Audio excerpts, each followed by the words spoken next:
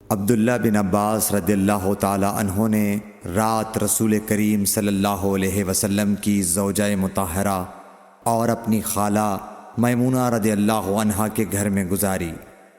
وہ فرماتے ہیں کہ میں تکیے کے عرض یعنی گوشے کی طرف لیٹ گیا اور رسول کریم صلی اللہ علیہ وسلم اور آپ کی اہلیہ نے معمول کے مطابق تکیے کی لمبائی پر سر رکھ کر آرام فرمایا۔ رسول اللہ صلی اللہ علیہ وسلم سوتے رہے اور جب آدھی رات ہو گئی یا اس سے کچھ پہلے یا اس کے کچھ بعد آپ بیدار ہوئے اور اپنے ہاتھوں سے اپنی نیند کو دور کرنے کے لیے آنکھیں ملنے لگے۔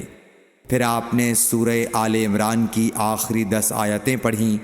پھر ایک مشکیزے کے پاس جو چھت میں لٹکا ہوا تھا آپ کھڑے ہو گئے اور اس سے وضو کیا، خوب اچھی طرح پھر کھڑے ہو کر نماز پڑھنے لگے۔ ابن عباس رضی اللہ تعالی عنہ کہتے ہیں میں نے بھی کھڑے ہو کر اسی طرح کیا جس طرح آپ نے وضو کیا تھا۔ پھر جا کر میں بھی آپ کے پہلو مبارک میں کھڑا ہو گیا۔ آپ نے اپنا داہنا ہاتھ میرے سر پر رکھا اور میرا دایاں کان پکڑ کر اسے مروڑنے لگے۔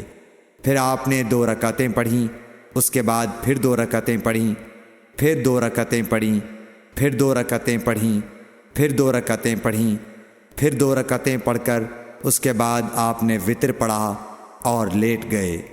پھر جب مؤذن آپ کے پاس آیا تو آپ نے اٹھ کر 2 رکعت معمولی طور پر پڑھیں، پھر باہر تشریف لا کر صبح کی نماز پڑھی۔